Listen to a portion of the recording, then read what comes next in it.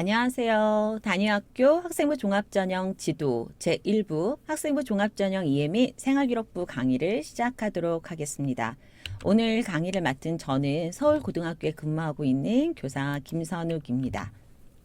네, 저희가 오늘 강의를 1부에서 모두 3개의 챕터로 나눠서 진행을 하고자 합니다. 첫 번째는 학생부 종합전형에 대한 이해, 그리고 두 번째는 학생부 종합전형의 평가 요소 및 생활기록부 항목에 대한 이해, 그리고 세 번째는 생활기록부 항목별 기록에 대한 안내로 진행을 하고자 합니다. 자, 먼저 저희가 학생부 종합전형이란 무엇인지 한번 정리를 하고 넘어가야 될 것 같습니다.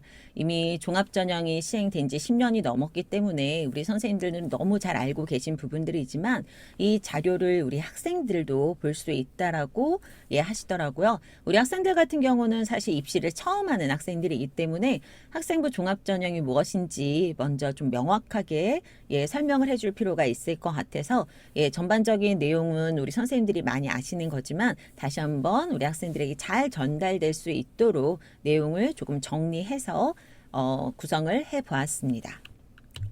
네, 학생부 종합전형이란 무엇이냐라고 할 때 저희가 첫 번째 종합전형의 개념이라고 하는 부분들은 사실 학교생활기록부, 자기소개서, 면접 등을 활용해서 학생을 종합적으로 평가하는 전형입니다. 우리가 교과전형 같은 경우는 정량적으로 학생들을 평가합니다. 즉, 1.8등급, 2.7등급 이 성적에 따라서 우리 학생들의 합, 불이 결정이 될 수 있죠. 하지만 종합전형 같은 경우는 학생이 제출한 서류를 바탕으로 학업 역량, 전공 적합성, 인성, 발전 가능성 등을 대학의 평가 항목에 따라 정성적으로 종합평가하는 것을 말합니다. 자, 그렇다면 학생부 종합전형에서 가장 중요한 것은 무엇이냐? 바로 학교생활기록부입니다.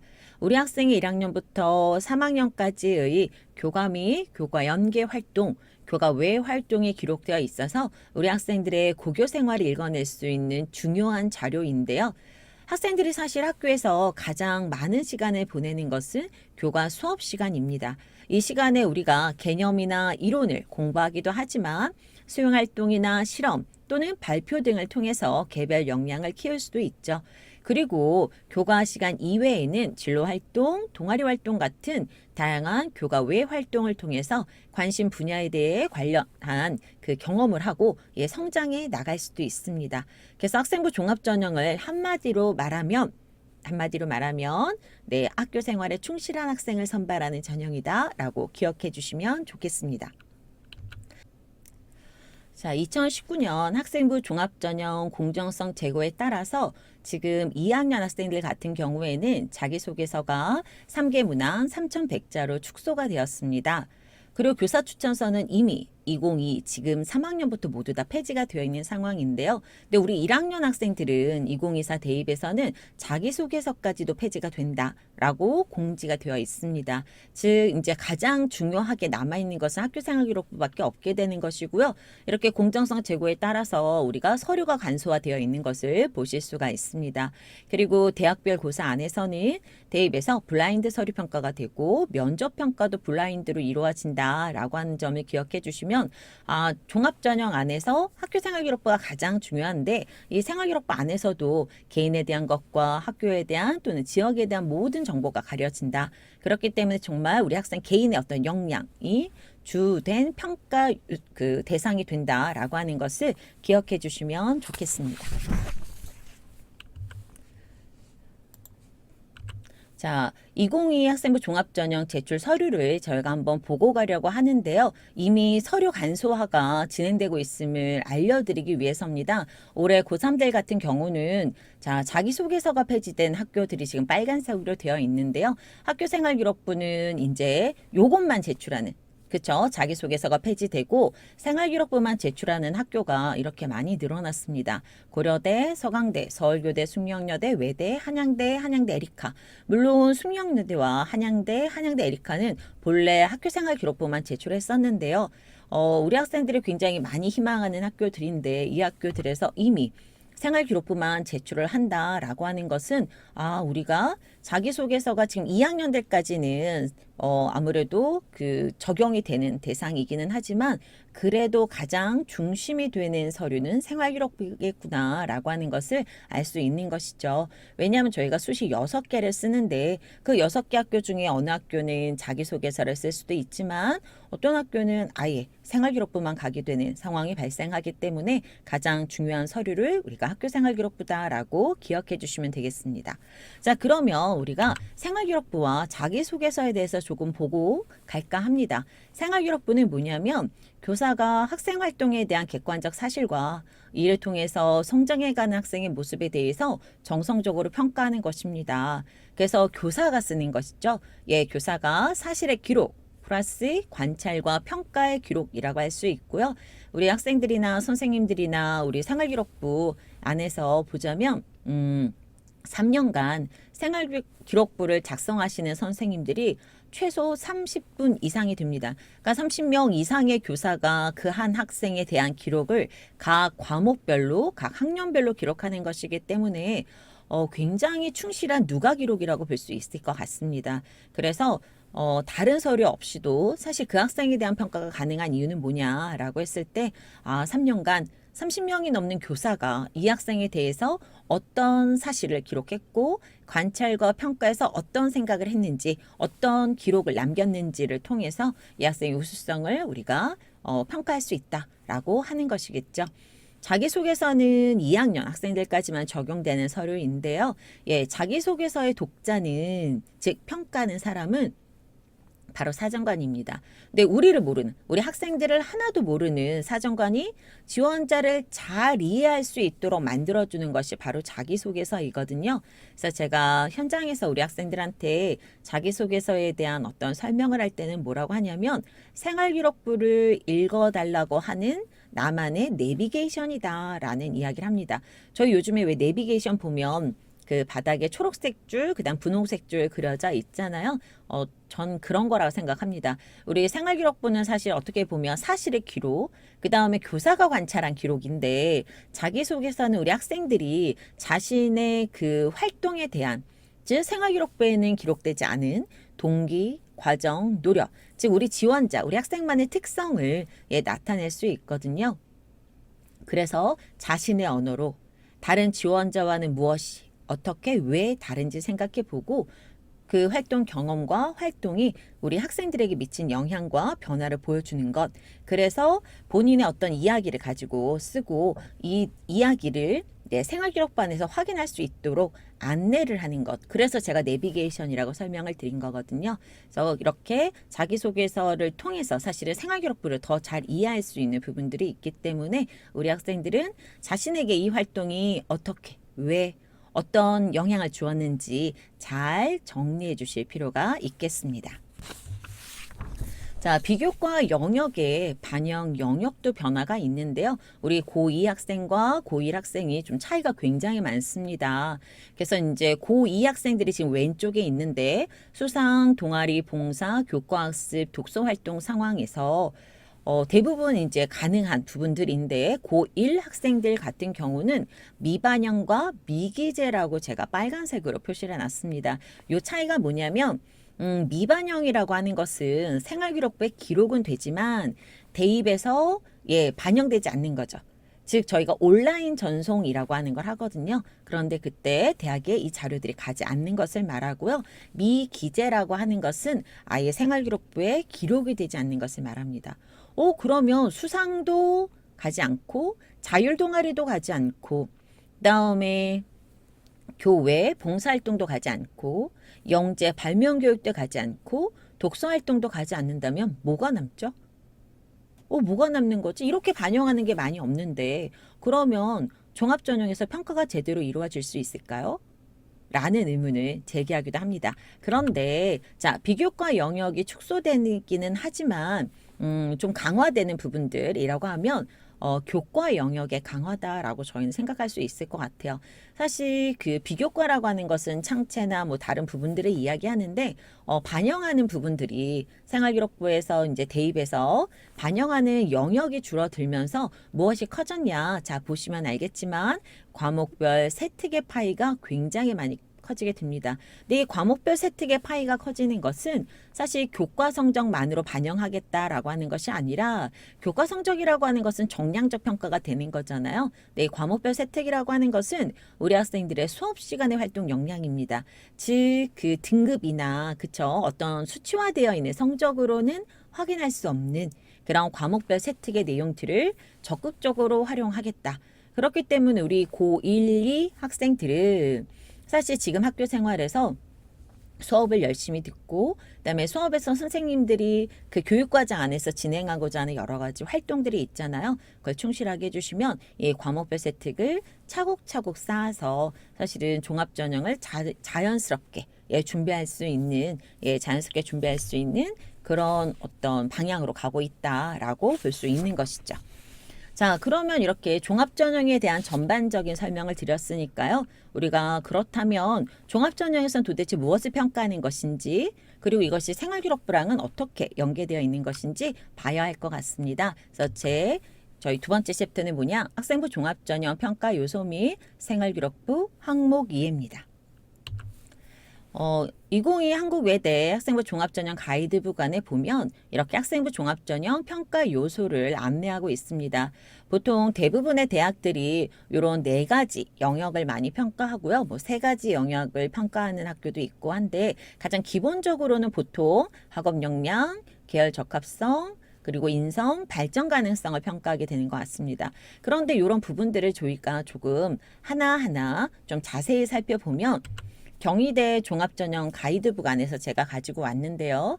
종합전형의 평가 요소 중에 첫 번째는 학업 역량인데 학업 역량이라고 하는 것은 무엇이냐? 학업을 충실히 수행할 수 있는 기초수학 능력이다라고 이야기합니다.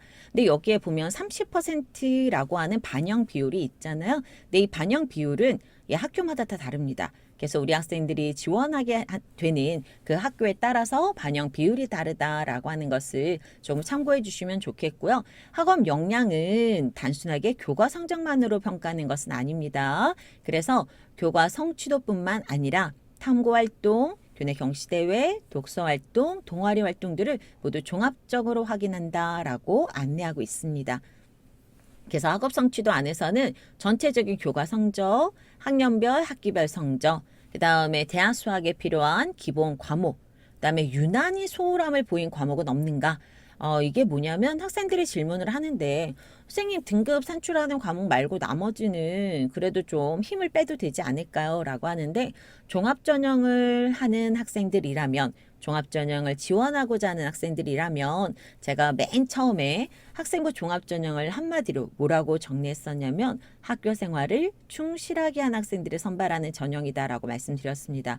내 학교 생활을 충실하게 한 학생들이라면 성적을 반영하는 국영수가만 하고 나머지는 소홀하게 된다면 그것은 저희가 충실한 학생이라고 볼 수 없겠죠. 그래서 뭐든지 다 최고로 잘해야 된다라고 하는 것은 아니지만 유난히 소홀함을 보이는 과목이 없도록 좀 주의를 기울여 주실 필요가 있겠습니다.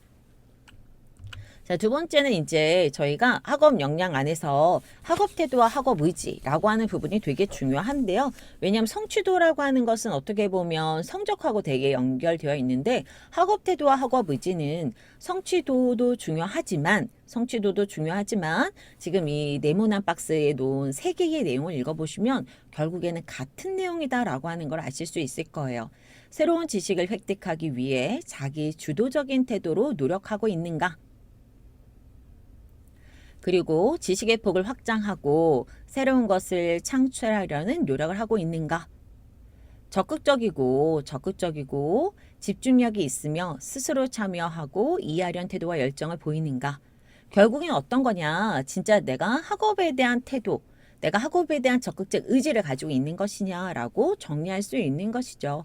이런 부분들을 통해서 우리 학생들이 성적으로는 사실 보여지지 않는 요소들이 있습니다. 왜냐하면 진짜 발표를 잘하는 친구들이 있고요. 보고서를 굉장히 잘 쓰는 친구들이 있는데 성적에 그것이 100% 반영되는 것은 아닙니다. 하지만 그 학생이 성적이 조금 떨어진다고 해서 학업 역량이 없는 게 아니거든요. 학업 역량에서 수치화되지 않는 역량이 있기 때문에 그런 부분들을 저희가 관찰해서 교사가 관찰해서 그 부분들을 과목별 세특에 써줄 수 있는 겁니다. 그래서 학업 태도와 학업 의지라고 하는 부분들이 굉장히 중요하다라고 할 수 있는 것이죠.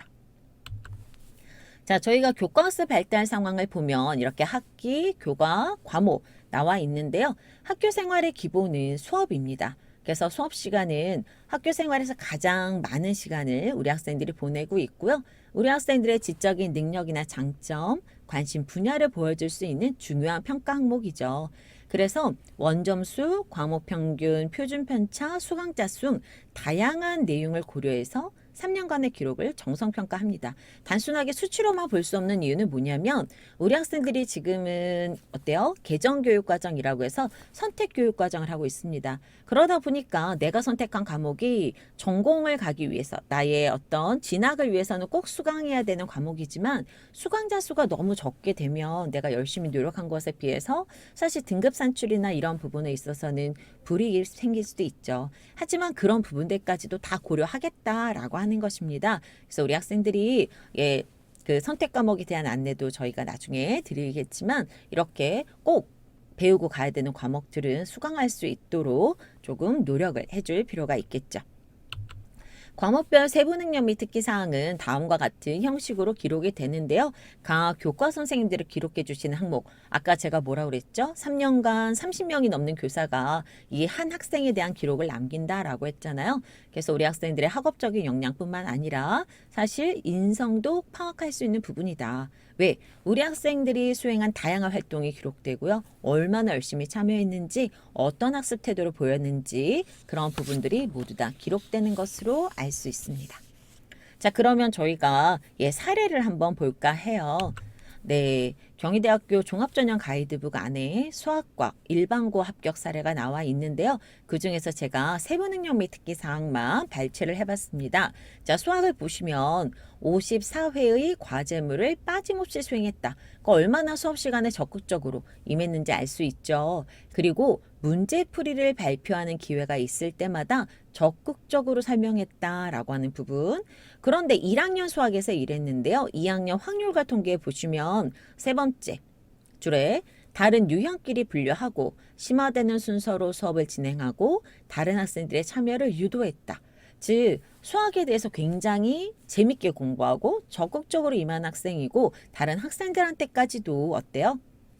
유도한다는 것은 그만큼 가르쳐 줄 수도 있고 협업할 수 있는 부분이 굉장히 많다라고 할 수 있는 거거든요.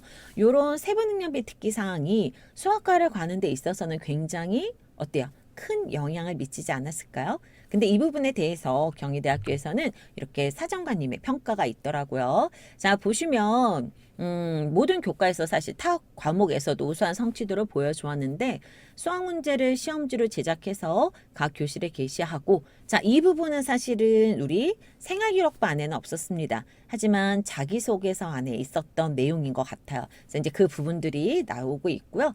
확률과 통계 개념 및 문제 해결 팁에 대한 설명집을 제작하는 등 꾸준한 수학 동아리 활동, 그다음 수업 시간에 보여준 활동 속에서 자기주도적인 요소를 우리가 확인할 수 있게 된다라고 했어요. 그럼 이 자기주도적인 게 뭐죠? 학업에 대한 탐구 의지다라고 지금 평가가 쓰여져 있는 거죠. 그래서 이런 과목별 세부 능력 및 특기 사항을 통해서 이 학생의 수학에 대한 어떤 그 학업 역량을 파악할 수 있는 거구나라고 하는 이해를 할 수가 있습니다. 자, 그럼 우리 두 번째는 전공적합성, 계열적합성이라고 하는 것으로 갈 건데요. 전공적합성은 전공과 직접적인 활동으로만 생각하는 경우가 있는데 사실은 전공적합성, 계열적합성이라고 하는 이야기를 합니다. 그래서 모든 활동 속에서 사실은 발견할 수 있는 것이다 라고 하고요. 가장 요즘에 강조하는 것 중에 하나가 우리가 선택교육과정이기 때문에 지원 전공, 계열과 관련된 과목을 얼마나 이수했는지 물어보고 있습니다. 그래서 내가 경제학과에 지원하고자 하는 학생이다라고 하면 경제 과목을 수강해야 되고 뭐 경제 수학을 수강할 수도 있는 그런 전공 관련 과목에 대한 이수 정도를 볼 수가 있는 것이죠. 자, 전공에 대한 이해와 관심은 사실 우리 학생들이 되게 막연하게 생각하고 있는 경우가 있습니다. 그래서 지원 전공에 대해서 올바르게 이해할 필요가 있는데 이 전공에 대한 올바른 이해를 돕기 위해서 사실 선택 과목 가이드북과 전공 가이드북이라고 하는 것을 활용해야 될 것 같습니다. 1학년부터 2학년까지 저희가 선택 과목을 할 때 이 가이드북이 나가거든요. 그러니까 이 자료를 확인해 주는 것. 그다음에 전공 가이드북은 각 대학의 입학처 홈페이지에 전공 가이드북이라고 하는 자료가 제공되어 있습니다. 이 제공되어 있는 자료를 가지고 저희가 전공에 대한 이해를 조금 높인다면 전공에 대한 관심을 보일 수가 있겠죠. 왜냐하면 이해를 해야 관심을 보여줄 수 있는 것이기 때문에 선택 과목 가이드북과 전공 가이드북을 꼭 참고해 주시고요. 이 두 개의 자료를 어떻게 활용할 수 있는지 제가 나중에 다시 설명을 드리도록 하겠습니다. 자, 사회학과에 합격한 그 학생의 사례인데요. 1학년 사회 보면 교과학습 주제 발표 수행 평가에서 언론과 빅데이터라는 대주제와 관련해서 언론, 빛과 그림자라는 소주제로 발표를 했다. 그러면 1학년 때의 수행평가 안에서 언론과 빅데이터라고 하는 주제 안에서 다시 언론, 빛과 그림자라는 소주제로 발표를 한 것이죠. 왜냐하면 이 학생은 사회부 기자를 꿈꾸는 학생이거든요. 그래서 사회학과를 지원하고자 하는 것인데 이런 관심. 두 번째, 사회과학 방법론이라고 하는 과목 안에서는 논문을 작성하기 위해서 친구들과의 토론 과정도 있었고요. 그다음에 2학기에 보시면 뉴 미디어가 고등학생들의 진로 인식에 끼치는 영향이라고 해서 이 부분들에 대한 논문을 진행한 걸 볼 수가 있습니다. 이게 다 모두 전공과 직접적으로 연결되는 내용인데 교과 안에서 이루어지는 것이다 라고 볼 수 있죠.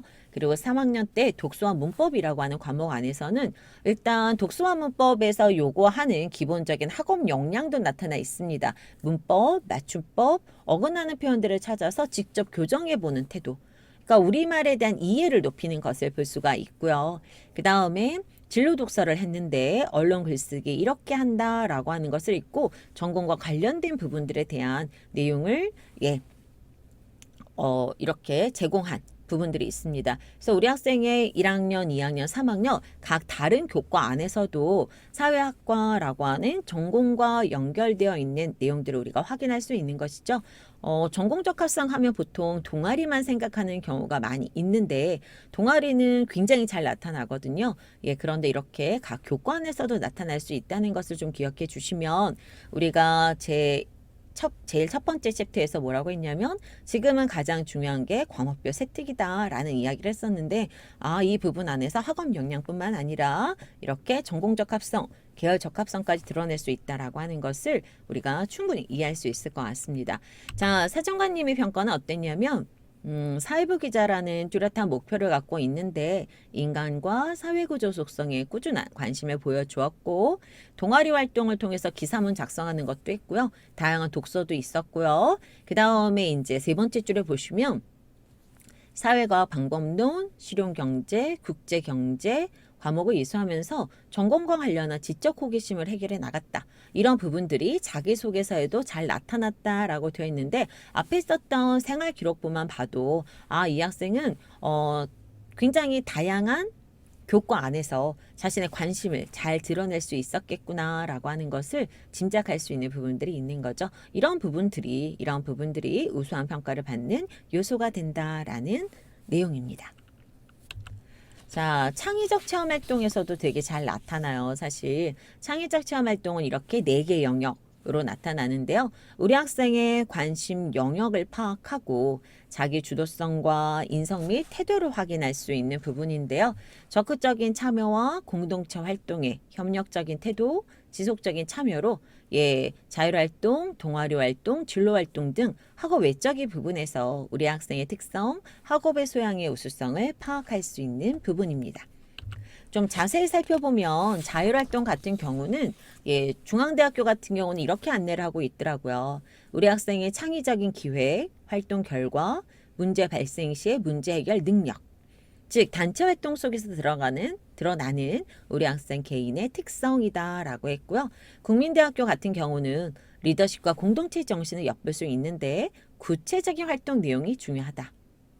그리고 본인의 역할을 어떻게 성실하게 수행하고 적극적으로 참여했는지 파악할 수 있다라고 되어 있어요. 즉 학교는 좀 각각 다르고 평가하는 요소와 반영 비율도 다르지만 자율활동이라고 하는 것은 무엇이냐? 우리 학생 개인이 어떤 역할을 수행했는지가 굉장히 중요하다. 그래서 우리 학생 개인의 특성을 평가하게 된다라고 안내하는 것입니다.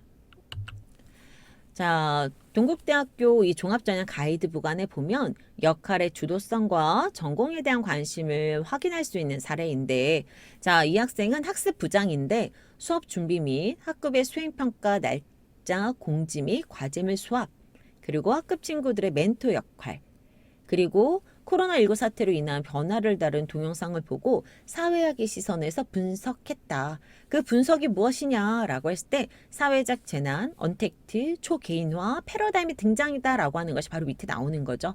그러니까 이 동영상은 사실 모든 학생들이 보는 것인데 그것을 보고 나서 본인만의 것으로 만드는 과정이 굉장히 중요하다라고 할 수 있는 겁니다. 두 번째는 성폭력 예방 교육 그 교육도 마찬가지인데요. 전체가 하는 활동이지만 그 안에서 이런 혐오 표현들이 사회 갈등에 악영향을 미친다. 그 다음에 가부장적인 문화는 사라져가고 있지만 아직도 성 역할에 대한 고정관념이 있다. 이런 부분들에 대한 자신의 생각을 어때요? 정리해서 소감문으로 제출하거나 활동지를 작성하게 되면 나만의 내용이 되는 것이죠. 그래서 우리 학생의 그 본인의 역할을 주도적으로 수행한 것과 사회 현상에 대한 관심을 확인할 수 있어서 역할의 주도성, 전공에 대한 관심에서 좋은 평가를 받은 자율 항목이다라고 이야기하는 겁니다.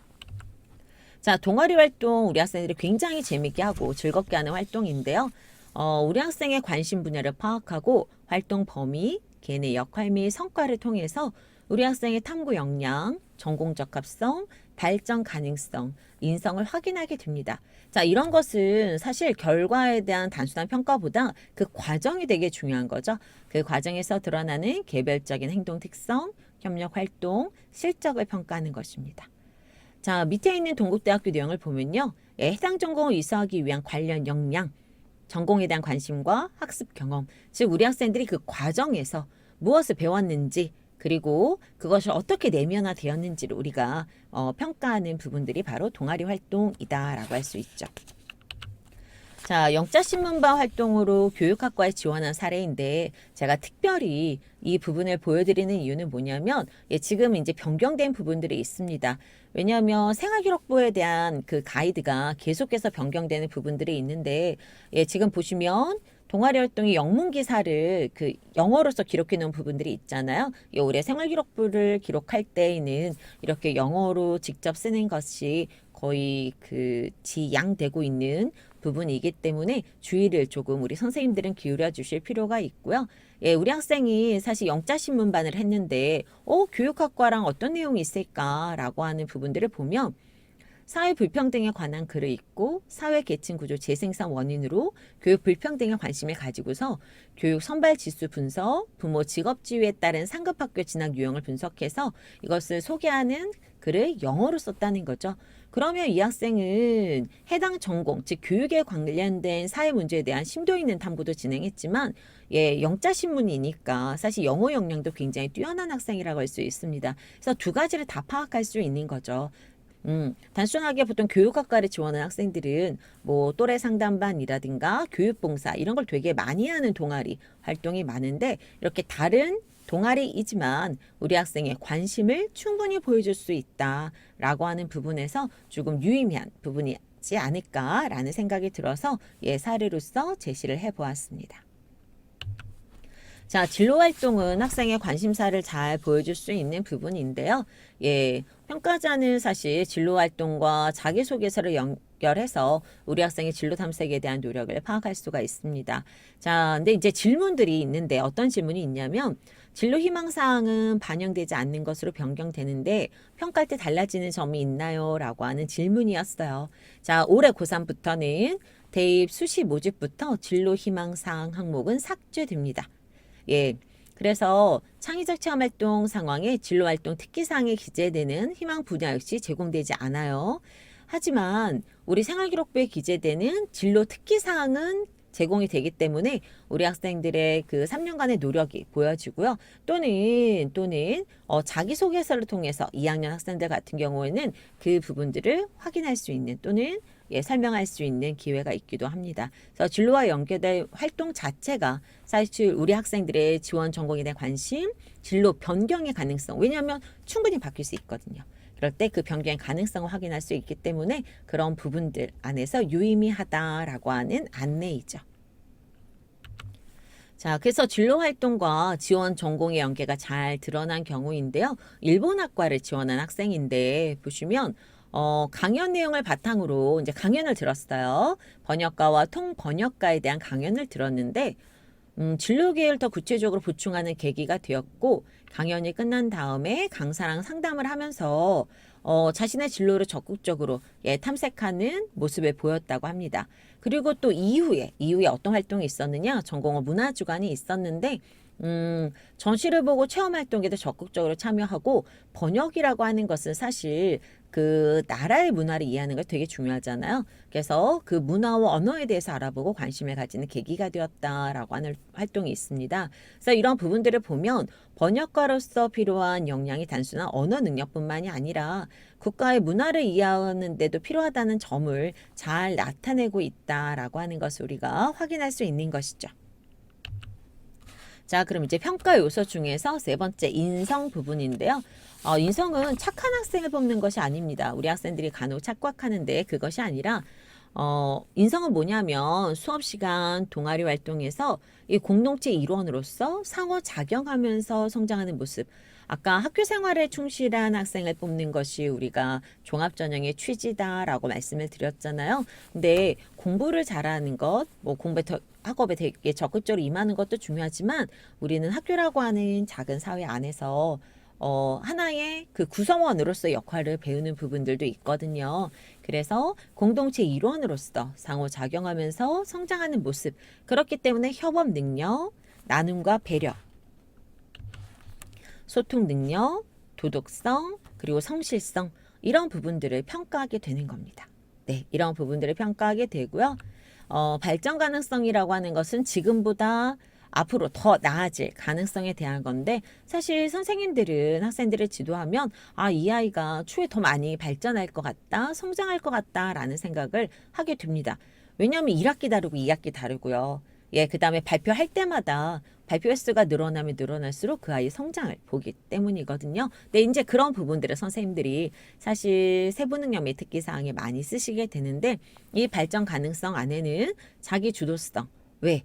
자기 스스로 의지가 있어야지만 발전할 수가 있잖아요. 남이 차려준 밥상만 받아서는 발전할 수가 없습니다. 그러다 보니 새로운 과제를 주도적으로 만들고 성과를 내었는가? 자기가 주도적이고 적극적으로 활동했느냐라고 하는 부분들이 자기 주도성이고요.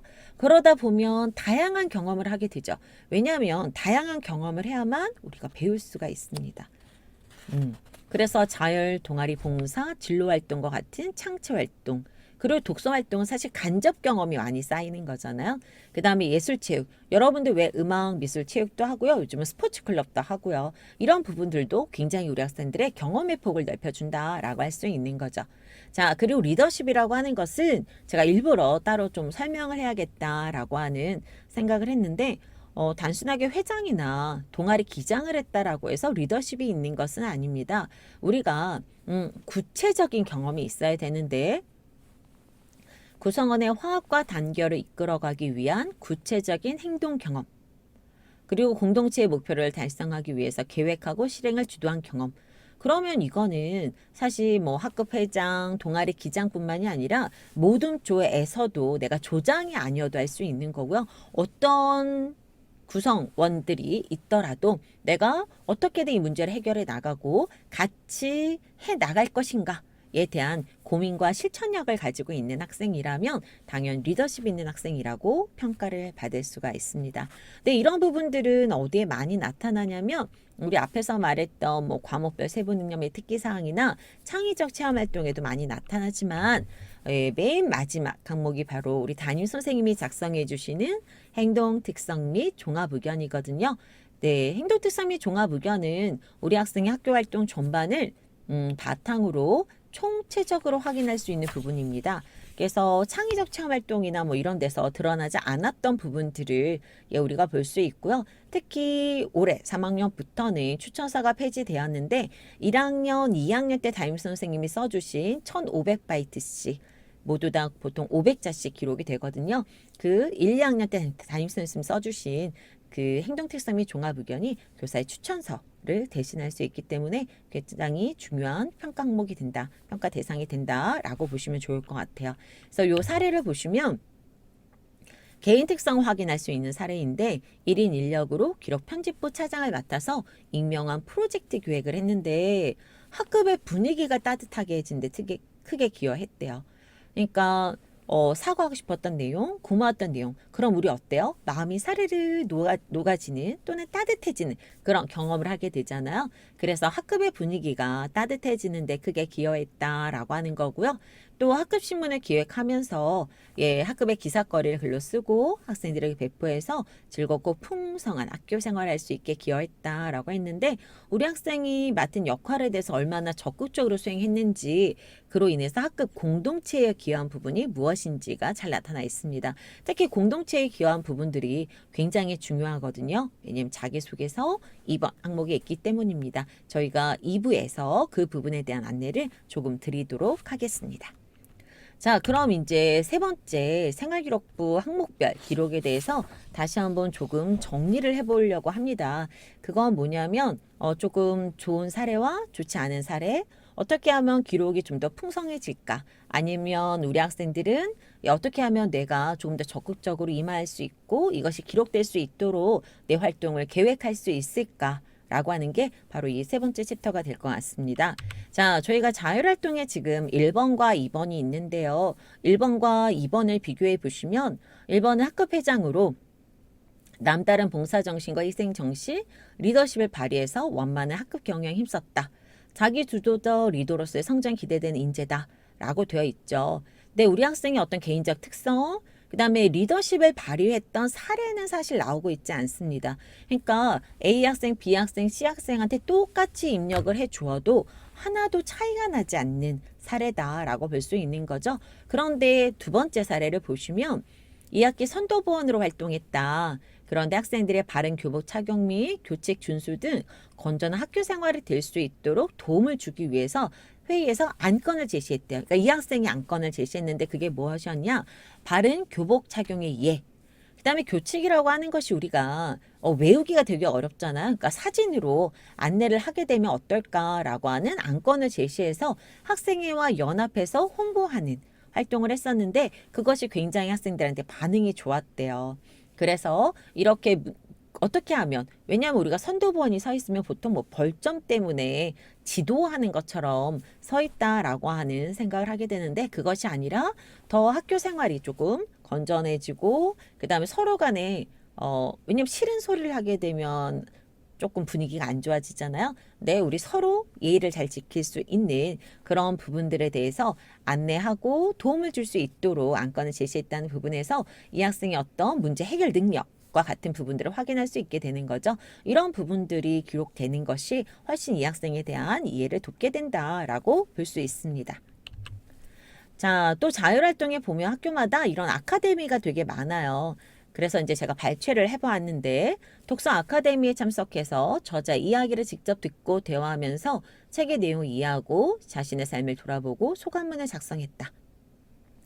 그럼 이것도 사실은 공통 문구라는 생각이 딱 들죠.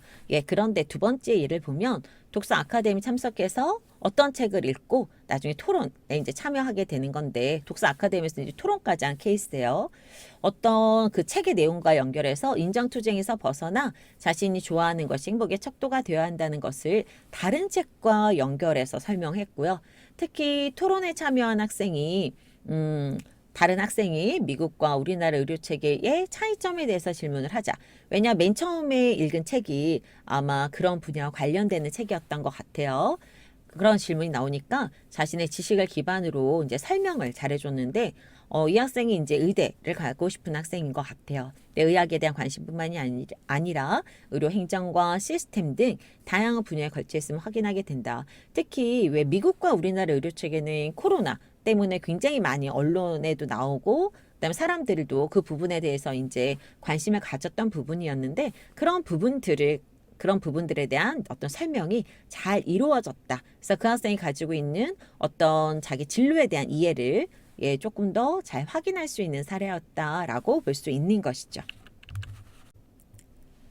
네, 저희가 이제 진로 활동에서 보면 이렇게 학교마다 다양한 직업 체험 프로그램이 있는데 직업인과의 만남의 나라의 직업인 강연, CEO 강연 들으면서 다양한 직업의 세계를 체험하고 자신의 적성에 맞는 직업 전망에 대한 자료를 수집하고 자기 주도적 진로 설계를 구체적으로 계획하는 계기가 되었다라고 했는데 사실 구체적인 어떤 우리 학생이 자기 주도적 진로 설계가 어떻게 되었는지는 잘 알 수가 없습니다. 근데 두 번째 사례를 보면 교내 직업인 초청 강연에서 광고 기획가와의 만남을 통해서 희망하는 직업에 대한 다양한 정보를 이제 얻은 거죠.